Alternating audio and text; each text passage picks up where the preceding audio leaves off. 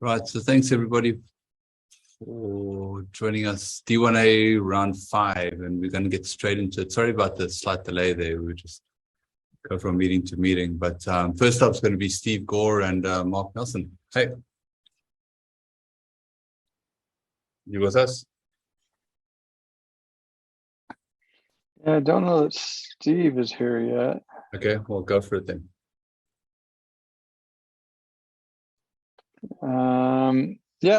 This is a bit of one-way traffic here for Steve.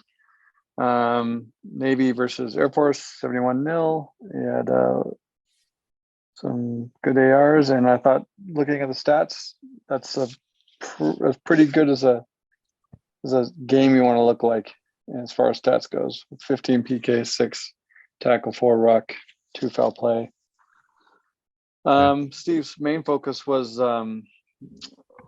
making sure Navy is squeaky clean on their line-out setup. And then one of his biggest opportunities was really working hard to create space near a goal line against Air Force. So he had a penalty try, and then the yellow card was probably just a PK only. But yeah, pretty good game. I don't know if you want to go to the clips. Cool.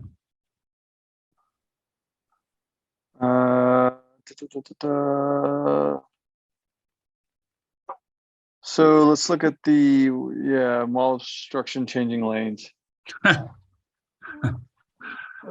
Right. So the real issue looking at Navy games 2 weeks ago is the receiver was setting up 2 meters. Now it's not 2 meters away, and there seems to be like a long arm transfer a lot.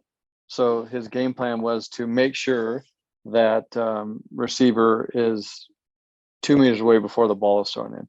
So he free kicked Navy on the first one. He actually reset it, set his standards.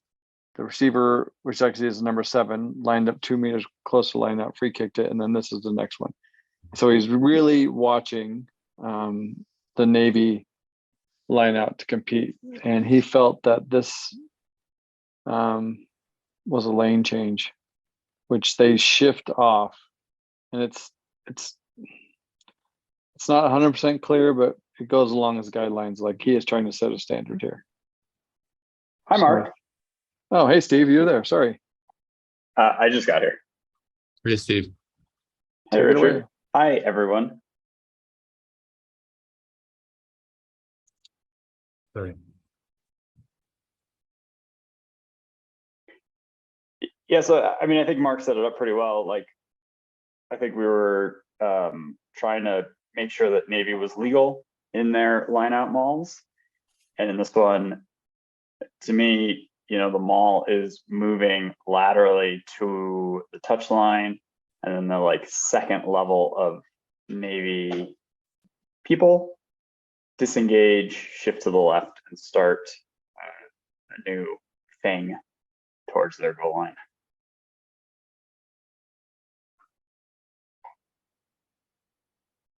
It's a difficult one. I mean, honestly, when I saw it, I was like, well, did White ever White was so bad in defense that they all went towards the touchline, and then sort of Navy just kept going straight. So it's a debatable one for me, but I know that you and Mark and a couple of other people felt that it was definitely a lane change because of the way that it's set up, that it's very deliberate. But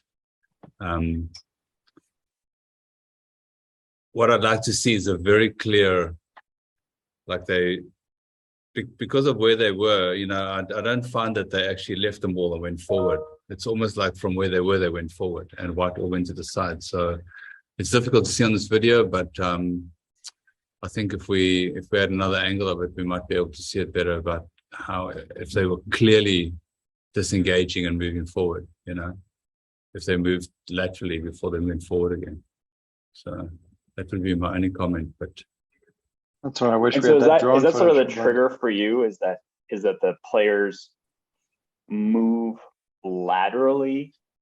Like you see them step to the side almost. Yeah, absolutely, yeah, absolutely. Because otherwise, White was so bad in their defense, they just all went to the touchline. So what do you want Blue to do now? And it looked to me that Blue was sort of more or less in the same place and they moved forward. So you're giving the benefit of the doubt here to the defense, who were pretty poor at defending that maul. So I would like to see, like, if Blue come around and they clearly move laterally and then go forward, that's fine. But I mean, they were sort of more or less in the same place, and the white defenders were just pretty poor. That's what I thought. So it's just like, just don't give the benefit of the doubt to poor defenders. That's all I'm saying. I can't say in this video clearly whether they moved laterally, but it didn't look like it. But it's definitely open for debate. I did show it to Steve Lander, and he was like, absolutely it's obstruction, but he doesn't like anyone doing anything at a liner.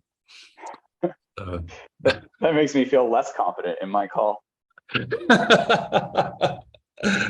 He was like, the setup was illegal. Anyway, so just have a look for clear move away from it. Don't reward poor defense. That's what I'm saying.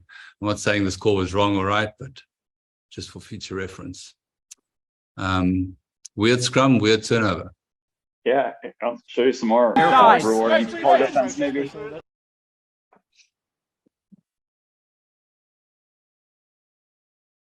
So what's weird about the scrum? Yeah, so well, I just want to play it through and then I'll talk through it.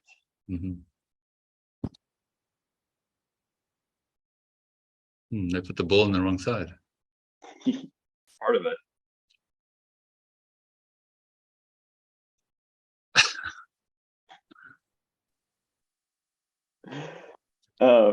So yeah, it's an interesting one, right? Air Force, this is a thing that they do. They put the ball in from the right of the scrum, and then we can see the flanker on the near side, like hiking the ball out of the scrum. With his hand. Yeah, with his hand, which sets up a crazy little tackle behind the scrum that I'm in no way prepared for. And then the blue flanker turns the ball over with his legs, well in the air, but then pops back to his feet and continues on. So I don't know, it's just an interesting, like, lots of things. If you look at me, there's like a solid second where I just like sort of stand there, like, what is happening? Why is all of this happening where it is, before reacting, and don't see then the actions of Blue. It's really funny because, I mean, White wouldn't be able to put the ball in that side of the scrum if they weren't allowed to feed it, right? Or use their hands. Well, I mean, using the hands definitely should have been a penalty. Who's your AR? That was me. I debated on calling this in. No, I debated on calling this in, but it was 24-0. So I gave Air Force the benefit of the doubt. Jeez. I was like, well, Air Force is under the pump. That's fine. Let them have it. I tried to manage the 6 at the inevitable try that was scored off the turnover to say, hey, use your feet next time. But I was wrong in law, but contextually it's like, okay. Yeah, well, try and get Air Force a decent scrum. Okay. So preventing the referee assist. What does that even mean? Yeah, so earlier in the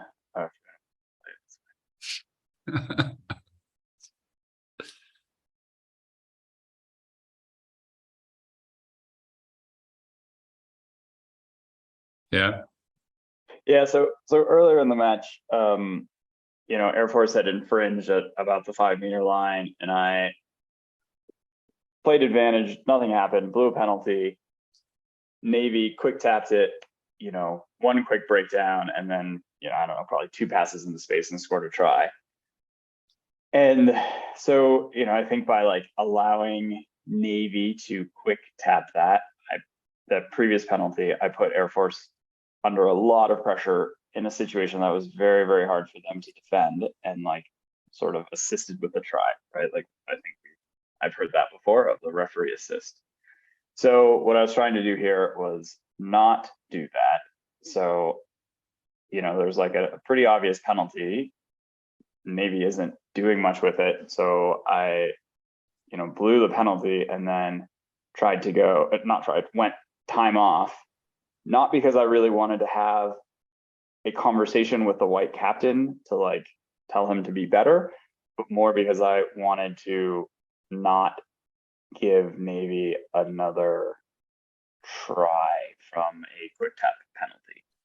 Okay, so I waited to give them a penalty or a try from the scrum. Yeah, can we actually just talk about that? Because what I think we don't want to do is, and you saw the hands in the scrum too. We want to differentiate between empathy and sympathy, right? And if a team is penalized this close to the goal line, unless you're going to stop it to give a card or a warning, or even if you are going to give a card or warning, if someone's 5 meters out and they want to take a tap penalty, you're going to have to let them do it. I think more or less what we talk about the referee's assist is if you do that, you award that free kick when everybody's in the scrum, and then there's 8 defenders that are stuck in the scrum, right? I mean, those are the sort of things that's always a giveaway for a try. But I think in these situations that if you award the penalty, you've got to be able to let them play it, and just be aware of it and where the mark is. But in situations like this where Blue still got possession, they got really slow ball, you could just play advantage, tell Blue you're playing advantage, make sure you get White back on side, and just hopefully try and play through that advantage rather than necessarily go to penalty and then trying to slow the game down to stop them from scoring another quick try. So I think if we look at sort of that approach, unfortunately, even if a team is on the wrong end of the score line, they've still got to play mostly legal, and I think just set high standards for both teams. Yeah, I think we gotta. Sorry, go ahead. I'm just trying to if we're trying to shape a game to where it's more of a contest, right? I'm not saying we're trying to get a win for Air Force here, but we're just trying to use some tactics here to create a spectacle for the fans and players when it is clearly a one-way game. Yeah. How is that different than I thought this was great management by Steve to kind of take this into this downtime into his own hands. I get what you're saying. If it's 21-21, great, then let them go. Yeah. But it's obviously clearly one-sided match. So the places where you have an opportunity of sort of setting better environment for both teams is that you wouldn't play advantage for the white team. If there's a penalty advantage, you're going to give them the penalty immediately, right? You're not going to let them play penalty advantage. Then they get knocked back another 10, 20 meters and they start losing more confidence. What you do is you award the penalty for them straight away, but I mean, in situations like this, it's basically, you're deliberately trying to prevent someone from scoring, which is not something that we really want to do. We want to just make sure that we are setting standards that are good for everybody. So, I mean, if he was going to give a yellow card here or warning to the team, it'd be fine to blow the whistle and stop it, But then you don't award the penalty. You do a double whistle, stop the game, call the white team, tell them, they've got to raise their standards, go back and award the penalty. But once you blow your whistle and you indicated a penalty, you have to be aware that someone's might take it quickly, and then you have to play on, right? So just think about it. It's going to be double whistle first, do the warning, and then award the penalty. But, once you award the penalty, you've got to let them play through. And I think if you choose opportunities where, if someone is we talked the other day about a scrum is under pressure, right? If a scrum is under pressure, you want to play a little bit longer scrum advantage to a team. But if they're under pressure on the scoreboard, and they're really struggling, you don't want to play advantage for them, penalty advantage, because it's just a penalty. It's a penalty. It's a great advantage. Give them the penalty immediately. Those kind of things, and then just making sure that the team that's very dominant, you keep them to really high standards. But keeping them to high standards doesn't mean stopping them from playing the game. Does that make sense? Yep. Yep. I guess the only comment I'd add there is like, I think we need to be cognizant about how we talk with ourselves as referees, right? And like, when we're saying like, oh, we need to be careful about the referee assist, we need to like, and putting that in a negative light, I guess maybe we just need to be really specific about what that means. Yeah. And yeah, and I think when we want to do that or not do that. Yeah. I mean, absolutely. And when we talked about the scrum free kick, if you give a free kick at a 5-meter scrum, especially if it's a defensive scrum, and suddenly you give a free kick to the attacking team, they get the ball, they tap it, and they go and score because everybody's in scrum.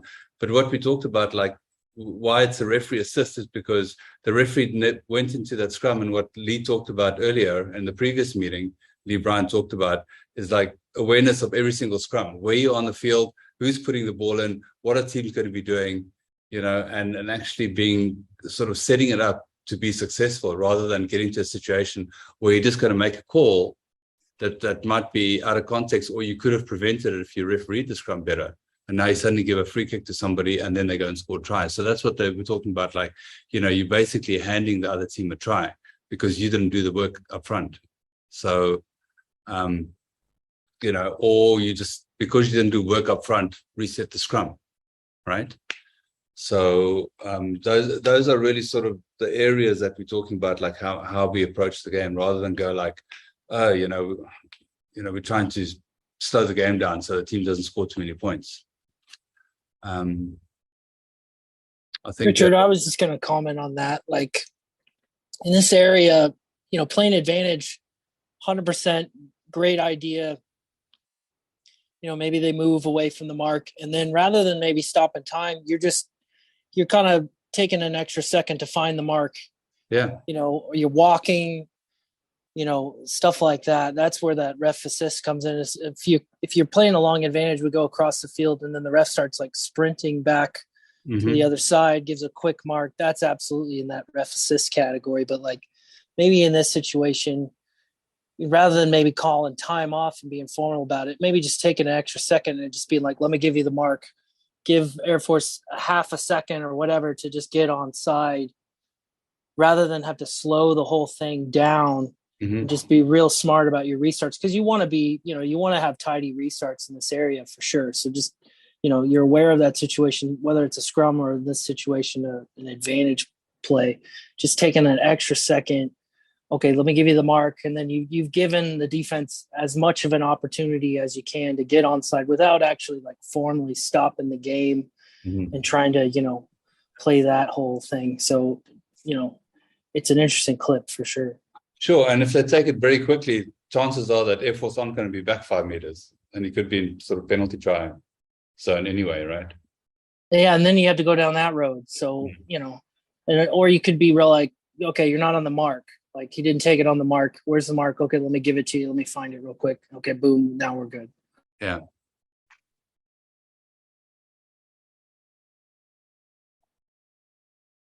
Penalty try. Right.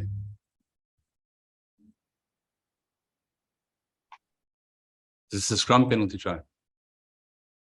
We'll see.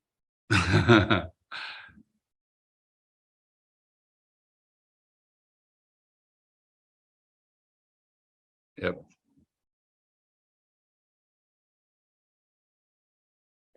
Everyone happy with that? All good? 100%. Yep. I think the only interesting thing to note here is that Air Force currently has a forward in the bin. So Navy has a forward in the bin. So that's a 7-person scrum pushing over an 8-person scrum. And these pushover tries is a sort of one area of a penalty try where we don't often or hardly ever give a yellow card, right? So good stuff. Great call. Are those all the clips? Yep. Excellent. Cool. Thanks, Steve. Thanks, Mark. Aaron, Peter. Hey, guys. Hey. What was All yours? right. Game was good. Two teams really wanted to play rugby. It was a little drizzly, a little wet conditions, but strongly contested lineouts and scrums throughout the day. So a good match. Really, really exciting one. Excellent. Let's go look at your clips.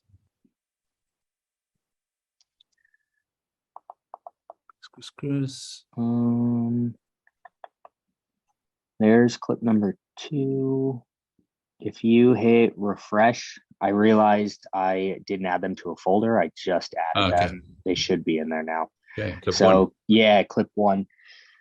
So looking at the tackle picture and everything like that, Army was very keen to keep possession of the ball, kind of on kickoff.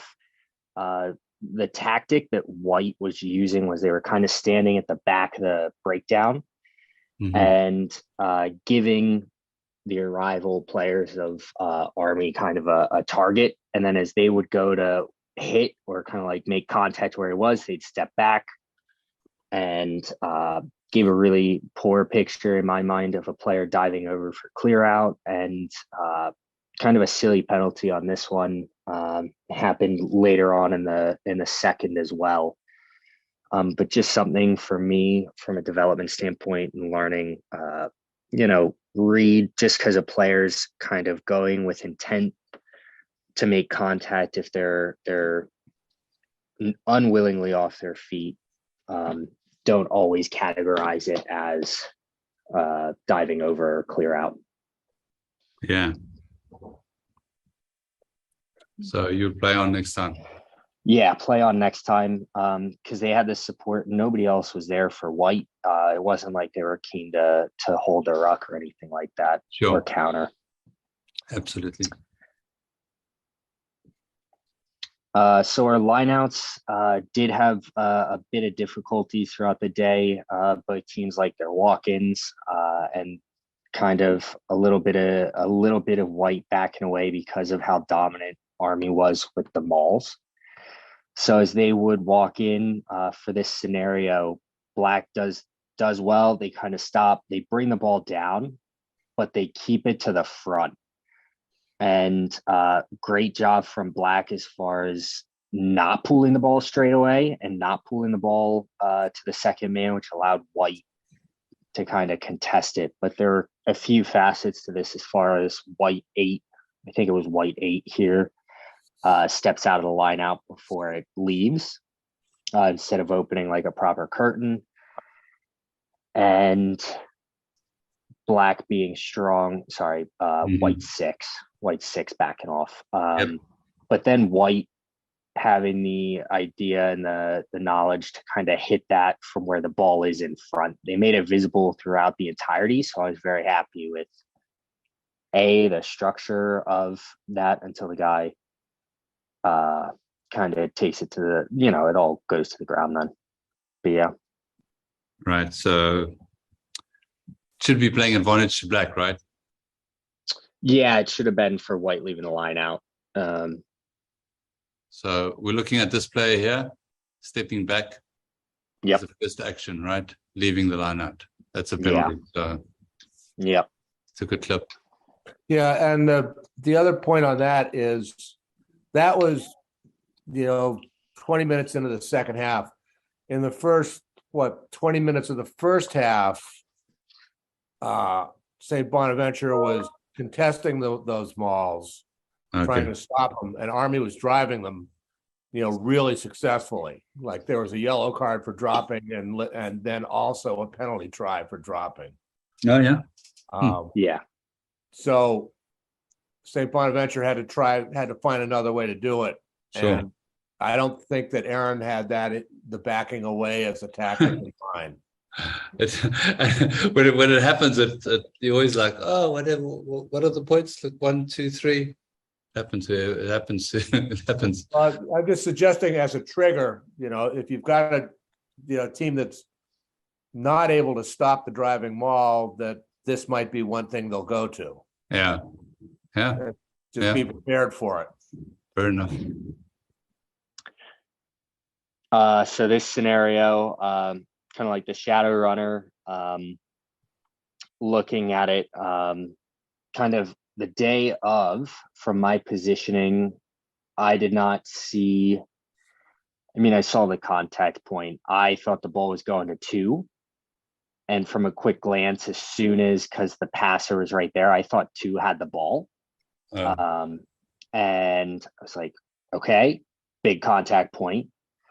And then the guy with the winger with the scrum cap pops off to the side. I'm like, and I played on from this, but what really happens is it sets up, they'll set up their wing off to the left. They'll run the ball through hands, and they do get a try off of this. So creating that gap in the defensive line caused their structure to kind of lose from Army, and kind of something small like this I wasn't tuned into to creating such dominance for the attacking side, even across the field. So wanted to pose it more as like, is it tackling a player without the ball scenario or an obstruction scenario from everybody's standpoint? My first look said obstruction, but then looking at it again, 2 was a legal receiver, could have been a legal receiver of that pass. And he's running for a gap, and Black chooses to hit him. So I'm happier now with Aaron's decision to play on than I was first time I looked at it. Why don't we just call all of these, and then players will stop doing these silly things? Because, he wasn't really concentrating on running in the space. And when he made contact with a tackler, he was exactly in front of the ball carrier. True. So I would be very happy with everyone calling this obstruction. Just get it out of the game. We don't want to debate and debate, give the benefit of the doubt for players who keep moving forward. So, I mean, did the white one stop is my question. Oh, look, he didn't stop, right? White one didn't stop at all. He kept moving. And if he stopped and the player made contact, I'd be okay. But he didn't. He kept going. So I'd want to penalize him. Does that make sense for everyone? The player's got to stop, or they got to run completely into a space. And the thing is, the player didn't stop, and when the contact was made, it was right in front of the ball carrier. I mean, not only did Aaron think number 2 had the ball, so did the tackler. Yeah, but Richard, that's the point. The tackler made the contact, and he bought the dummy. I just can't see penalizing this. The tackler has bought the dummy. Okay. So what we said is you've got to run into a space or stop. So if this white player stops right now, I'd be quite happy if Black went and tackled him. But White kept moving. White kept moving forward. If we're going to let this go, all day we're going to be debating about it. And White never stopped, and White didn't run into a gap. Okay, if he, Richard, let me ask you, if he had veered more to the left, would you have been happier? Well, yeah, I mean, there's a gap right here that he could be running into. That's what I'm straight saying. This way. Yeah, running straight this way. Right. And then if the tackler would have gone that way, the tackler would have been out of the space. But right now, the tackler is right in line with the ball carrier, and so is the defender. So that's all I'm saying is like, we're giving the benefit of the doubt to someone who didn't stop and they didn't run into space. So let's just penalize them. Just get out the game. Otherwise, we're going to sitting here and debating every single one of these. So we want that player to stop, as we mentioned in the guidelines, or they got to run into space, and did neither. And it's not, the player is actually looking forward. So the player is looking forward here. It's not like they're looking backwards and not even knowing what's going on. I hope it makes sense for everybody, and then they scored a try, right? Yeah. Other side of the field, moved it through the hands, couple of tackles. Yep. Took a bit, but they got it. Yep. And then fourth one, this is a bit longer. We'll talk through it. So White's going to do a little chip kick, and black kind of shepherds, black 4 shepherds, white 9 to get the obstruction. And then white 9's kind of coming back over, and then the supporting player. Yeah. So I saw it the day of, and I saw black 4 turn. I didn't see, from my standpoint, the step left. I just saw him turn and start running. Yeah. So I was not cognizant of that, because the big trigger was he wasn't looking back and he wasn't going far to a lateral position. But then this contact with 9, as soon as the kick went, guys were on sides. I started to scan, just look upfield, and I only saw the aftermath of white 9 kind of like check the winger. So two back to back, just poor tactics and poor application from both teams on that. Yeah. Cool. Yeah. Sure. Yeah, nice of them to do it right there so you can put it all in one clip. Yeah, I know. It's great, right? It's great. Are those all the clips? Yeah, those are what I got. Okay, excellent. Thanks, Aaron. Thanks, Peter. Chris and Rosalind, you with us? Yep. We are. Well, I am. I'm here. Hooray. Okay, floor is yours. Yeah, excellent. It was a really exciting assignment to get. I thought it was going to be a really great game, and I think the game was better than the scoreline shows. I had 2 main goals. The first is kind of my big season goal and probably the goal for the rest of my refereeing career. And the end goal of that is to get the penalty count down. Wanted to do that by way of making more contextual decisions, and I'm going to do that just by giving myself an extra second, give myself and the game an extra second for things to work out in an effort to get penalty counts down. Second goal with this game was based on what I saw from the clips from the teams from last week, just to have really high standards around set piece, especially. Both teams know what they're doing, and if I'm not getting really good pictures, it's because they're doing that intentionally. So those are kind of the 2 goals I brought into this match. Great. And Rosalind? Yeah, great match. We ended up talking some successes on the goals. Congratulations, Chris. And then we ended up talking some about soft skills, actually. Mm-hmm. Do you want to tell us? And most of those soft skills come around one of the clips, which was an issue with dissent from Colorado 9, which we saw last week was going to be a problem. So actually, it goes right into the first clip if you want to play that. Okay, I just have one question for you. So you said like the first half went really well with your contextual refereeing, and then second half you lost focus. Mm-hmm. Yeah. Yeah, so that's actually something I've identified from years previous. Right around that 60th minute is when I need to step up focus just to make sure I'm still making the right decisions. And just based on where the penalties were and me dealing with some of those further dissent issues, I could tell I lost focus on that goal and what that actually looks like. You can see it in some of the clips, not in the folder, but if you watch the match, you'll see it. I stopped giving myself that extra second, and we get those reactionary, really quick whistles. And there was a few of them that if I had just maintained that focus, given it a second to breathe, we might have gotten away from a penalty or 2. Great.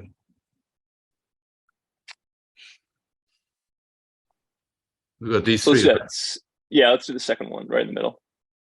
So this is very early on. Actually, you know what? Might have been 20 or 30 minutes. And either way, Black 9 had been in my ear the entire match. I had tried to manage it without making a big deal. But as you can see here, Colorado gets a penalty, and Black 9 takes that opportunity to walk over to me, get right in my face, make big gestures, complaining about the call, which I felt I had to deal with this. Being that it was such a public display, I felt like if I didn't take care of this right now, it was going to be an issue for the rest of the match. So pulled Black 9, pulled the captain and said, hey, listen, you've got the penalty. The last thing we need is for your players to come over and complain about getting the penalty. If this happens again, I'm going to reverse it. And unfortunately, because I dealt with this dissent, I felt I had to deal with any further back chat incidents, which there were numerous of, and actually ended up leading to a card. So the question I have for the group is, what's the best way to handle this?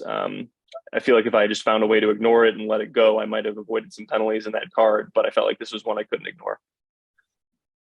I think there are a lot of referees here that have decided to ignore things, and then it just it escalates and escalates, and it becomes. I think a couple of weeks ago, one of the referees said the game was emotionally challenging because the players were talking so much, right? So we definitely want to stop them from talking. So does anybody have any ideas for Chris? Any support when players are talking a lot? So I don't think anyone's going to think this is particularly revolutionary, but when I have the chat with the captains, I try to align saying that we all want to have a game that is flowing, we score a lot of tries, and we don't have that many issues. That being said, I would like to leverage the captains for making sure that we are as productive as possible. No, Alice, you finish eating your dinner. So when it comes to being as productive as possible, let's work together to get to that good outcome. And so if I have someone chatting back at me, pull the captain, ask the player who's having issues to step back, say, hey, captain, we spoke about this at the beginning of the game. Help me help you, and let's focus on the game and not the extras. Something like that. Again, I don't think it's anything particularly revolutionary, but how do we respect that there may be a lot of emotions going on for the players that are expressing themselves in a less than productive manner, while still getting to that better outcome? Yeah.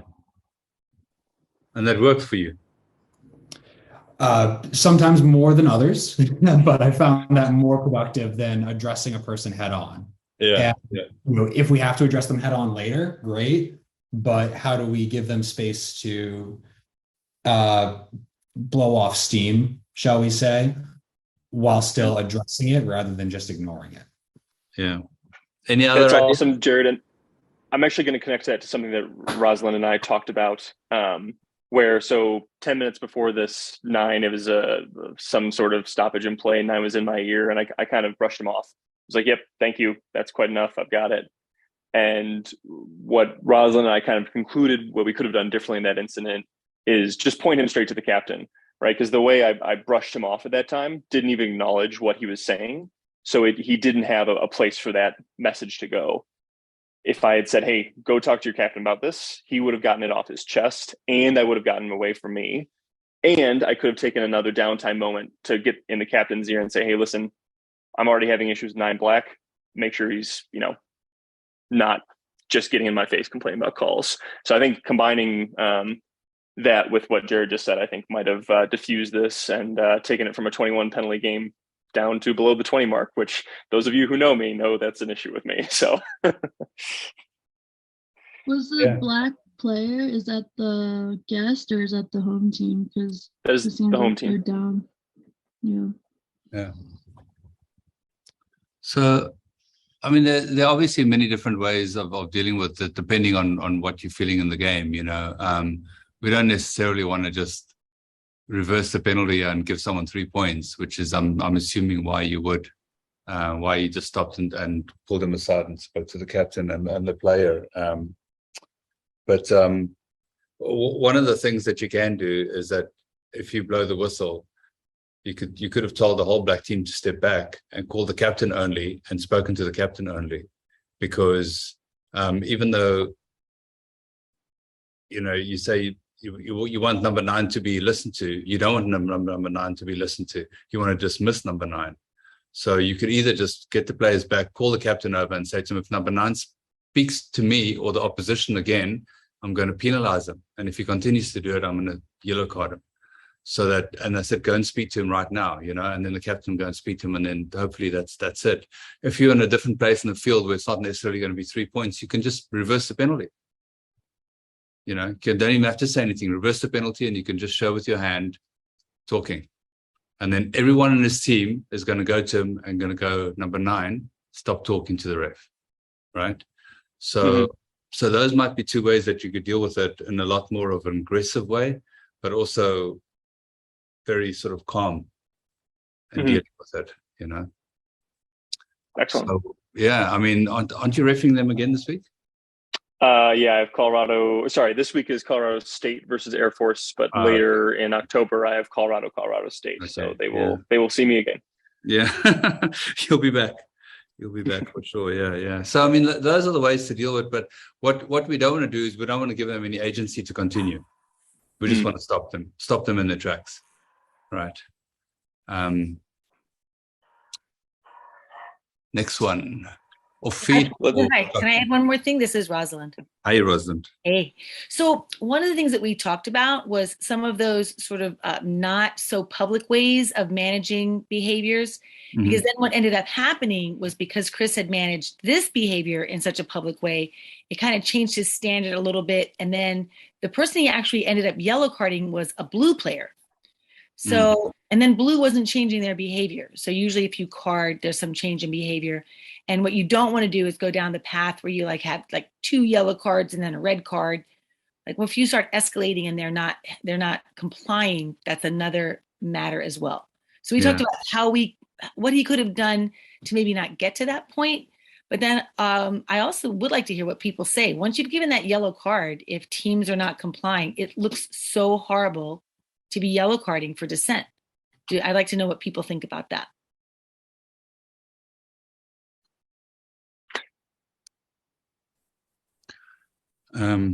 Yeah, so I mean, if you yellow card someone for dissent and the team continues, it's just really a matter of stopping the game and separating the players and having a good long chat to the captain again.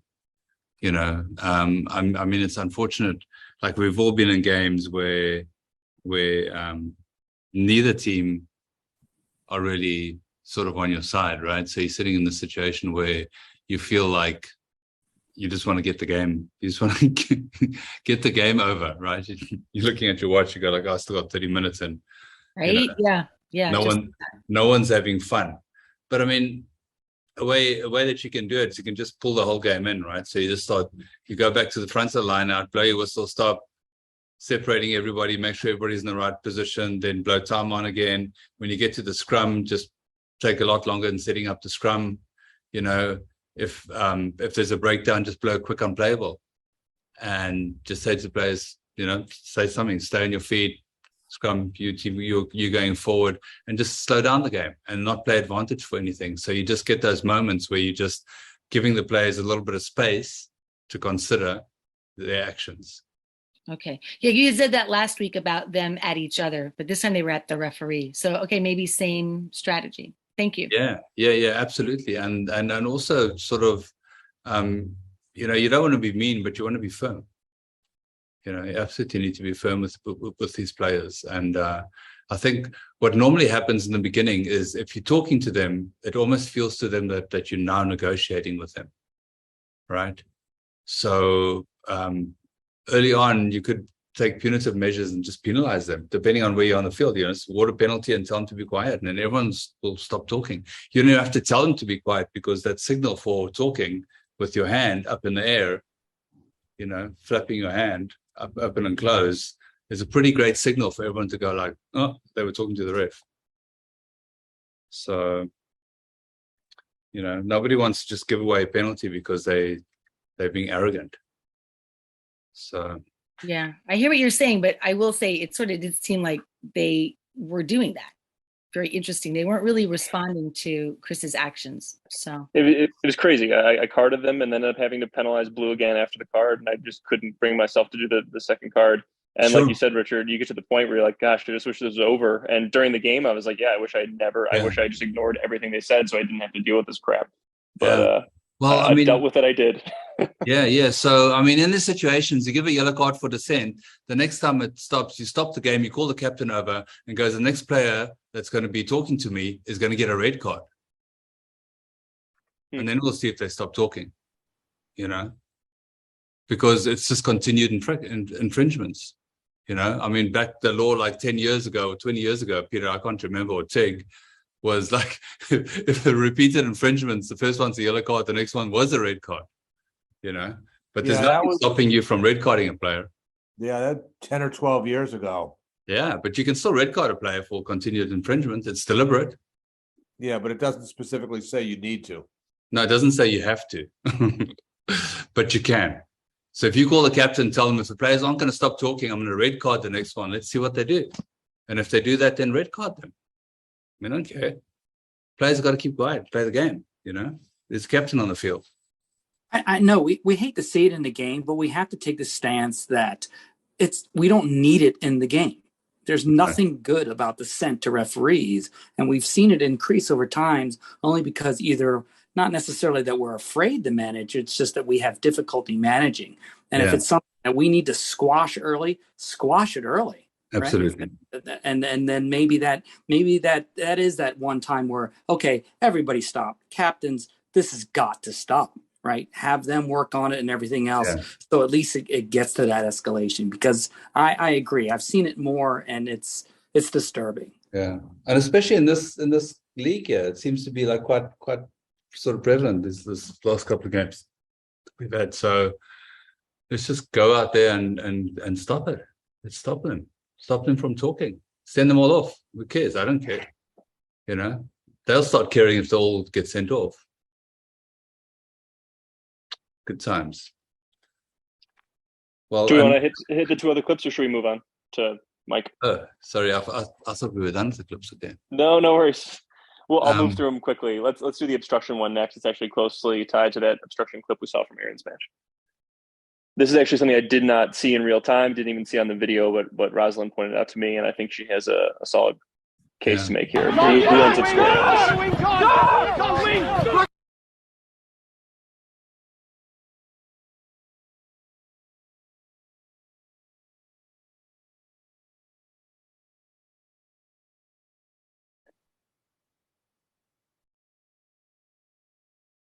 You can see 9 Blue kind of does that sneaky little loop around and catches the Colorado defender's eye and ends up just diverting his angle on a potential tackle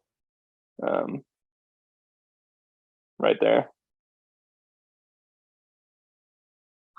That's a difficult one to call in real time, eh? Yeah.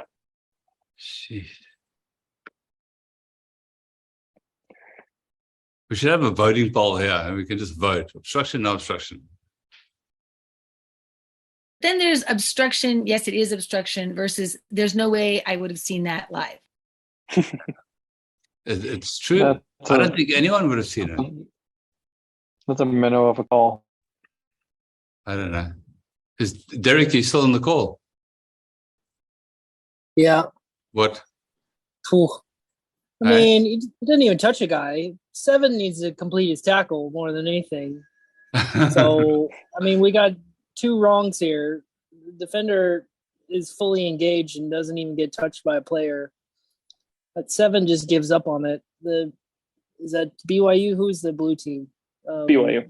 Oh, yeah. I mean, he doesn't even touch the guy. He kind of does his best to get out of the way. I don't know. I think that's a coin flip. Six Black doesn't even work hard to make the tackle, even though he's potentially the one being obstructed. He's not even interested in making contact. So I don't know if we want to reward him for. I mean, come on, let's play on. 7's going to make that tackle. It's a weird clip, but I wouldn't lose sleep over playing on there. Yep. Thanks, Derek. This one is Lee Bryant's coaching point from the WPL spring season, Minnows versus Wales, and you can see arriving blue player goes off feet there. Pierce called it in. I had it as a minnow, and I still not sure if I should have called it or not. A little extra context, Black was complaining about blue being off their feet the entire game. I don't think they were calibrated on what off feet was, but I think they had a reasonable shout here. Just curious what people think.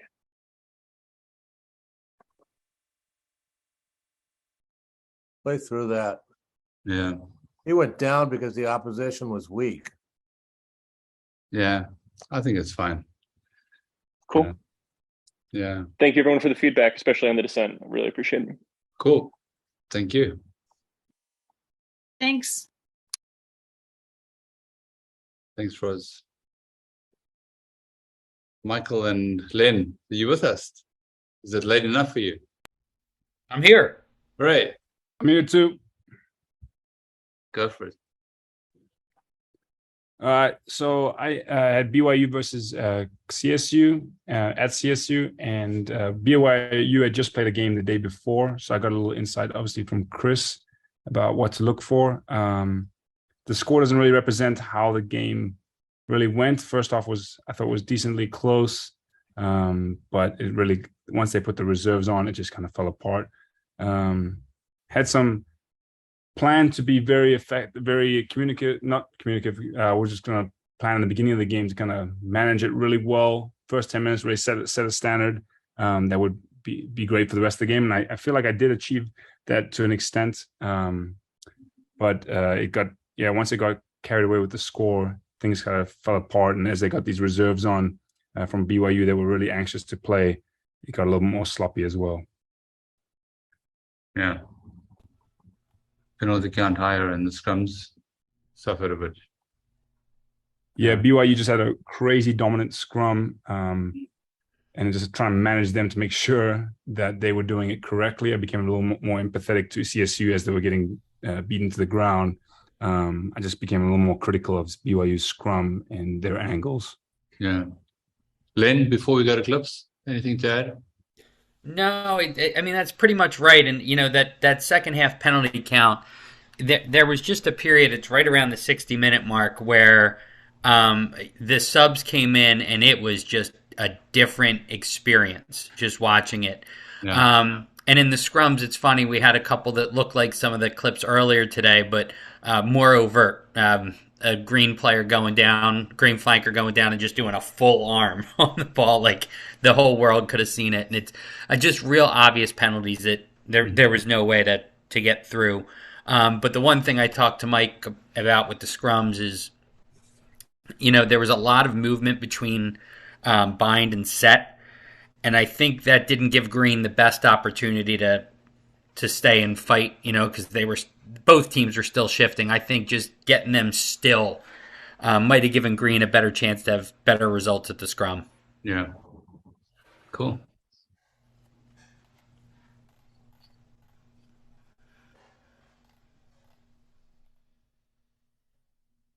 These 3 clips, right? Yep. The first one, at the bottom, that was really early in the game. Honestly, it stunned the heck out of me. I just, as someone who does lineouts all the time, I'd never seen it before, so I didn't call. Just let them play advantage through it. They backed out of lineout? Yeah, but like all the way to the try line, it just seems so They ran bizarre. away. I mean, it was nuts. All 8 of them. all 6 of them. Yeah. Yeah. I can't even believe that someone's even doing that. So I guess Blue scored a try. Yeah, so they continued on. As I said, play on, and he broke off, and then they eventually scored. But I warned the green team that they can't do it again. But our question was, basically to the group, was should I blow this up right away and set the tone that you can't do that, or should I just manage it? Play advantage in the 22, yeah, in the 22, right. Sure. Yeah, that's so strange, eh? Very odd. Yeah, I mean, in the 22, you'll obviously, and even in the half, I mean, like if they're going to run that far away, you can just play advantage because, I mean, the other team's going to probably gain like 10 or 20 meters anyway. Right. So good opportunity to play advantage because advantage could possibly accrue. And like it did. That one was just so shocking. It was so overt. They just literally ran away. I think as a ref, you're just like, what happened? Yeah, I know. Well, we talked about that. It's just sometimes like it's just like, what? What's going on? Especially the first time it happens, Trying to go back to the thing. Can I ask, Richard, can you play advantage if they move the ball to the back, or can you only play advantage if the ball stays at the front? And if the ball stays in front, because remember, if it's if they move it to the back, you tell them to get it out. Right, just say use it. And if they don't use it, it's a turnover scrum. And if they move forward, it's also a turnover scrum. The ball's to the back. But if the ball's in the front, they can go. Yeah. Right. Yeah, cool. Yep. Thanks. What was that? Yeah, Len actually caught this. It looked like I thought he slid, but he does make the tackle. So, is it a penalty offense? Yeah, you can penalize him for that. Why not? Absolutely. Yeah. Kicking an opponent. Well, and then he also put his arms up. Yeah, put his arms up and grabbed him. Can't tackle anybody when you're on the ground either. Right. Definitely a penalty. Yeah, that's funny. It's like soccer. Dominant counter ruck. Okay, this should be fun.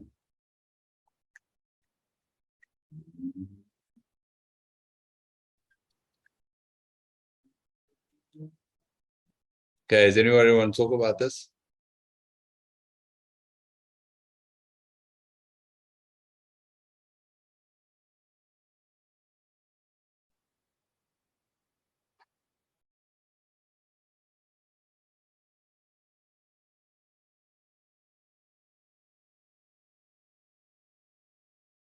Did you play on?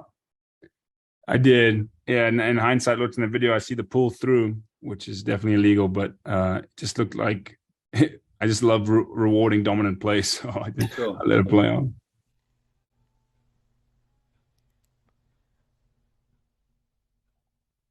Yeah, Yeah, was that a pull from blue, right? Right, that's a pull, yeah.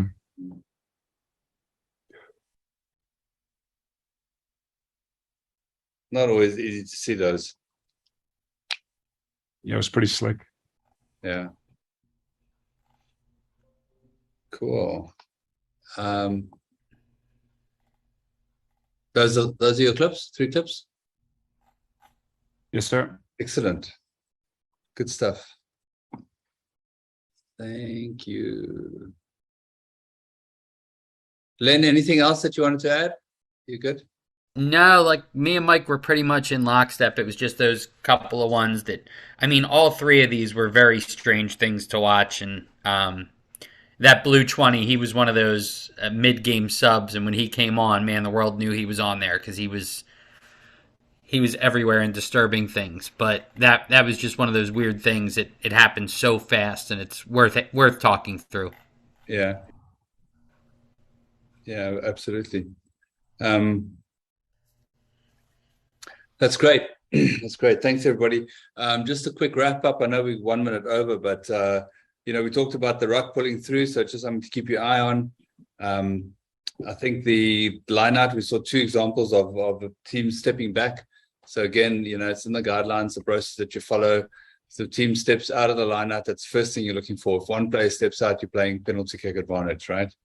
If the ball's in front in the huddle, they can move forward. If they move the ball to the back, even if they move forward or they just stay there, you're going to try and get them to get the ball out. If they don't get out immediately, it's going to be a turnover scrum. But the first thing you want to look for is you don't want to reward the team that's not actually playing rugby. Obstruction, again, we don't want to sit and debate obstruction all the time. If the player is going to run in front of their own ball carrier, they've either got to run into a clear space or they've got to stop, right? So let's just make sure that we did it. If they keep moving forward, even if you're not going to see it in live time whether you're going to debate whether the defender decided to engage contact or not. If that player keeps moving forward and they run into a defender, it's going to be penalizable. So let's just get out the game, just try and keep it simple rather than to debate too much. And we saw that also obstruction to kick aheads, just have a look at players moving in front. We know it's difficult to see, especially if you're a long way away. If you have ARs, maybe they can help you with that as well. We talked about dissent and how to deal with it. We definitely want to get it out of the game because it's not fun to referee and it's not fun for the players on the field either, you'd think. And we want to take a much harder line. So make sure you're not debating with them all day. You can penalize them, have a serious conversation, gets to the point where you have to give a yellow card and it continues. Call the captain, tell them the next one's going to be a red card. Because you can escalate to a red card for repeated infringements. And this would definitely fall under repeated infringements. And then the last thing we talked about was how do you strike a balance in a one-sided game? You just strike a balance by setting really high standards. And, those examples we used, you don't necessarily play penalty kick advantage to the team that's being dominated because the penalty is already their advantage. They've been dominated in the scrum too. You might give them a little bit more time to get scrum advantage. and those situations, and what Derek also said is maybe just take 1 or 2 seconds to show them where the mark is, because also in the pre-match you can say to players, if you award a penalty, the penalty is not where the referee is, it's where the infringement occurred. If you're not sure where it is, ask me and I'll point to it. Right. So you can take that moment to go, like, penalties over there. But if you are going to stop and talk to somebody, double whistle first, time off, talk to the players, and then say time on again, and then award the penalty. But once you've awarded that penalty, you have to let them play. Right. Great, everybody. Thanks a lot. And those teams we talked about with the descent, the referees, just be aware when you go into the game, it's going to be situations. Maybe that's something that you can already bring up in a pre-match, but let's get that out of the game. I will send a separate note to that team coach. Just make sure we sort of get it out of the game. But Chris, that was both teams? There's moments where it was both teams. Colorado adjusted, BYU didn't. Okay. And it was consistent throughout. Okay, cool. Thank you. I'll also reach out to them. So thanks, everybody. Really appreciate your time. Have a good evening, and all the best for this weekend. Thank you. Good night. Thanks. Good night.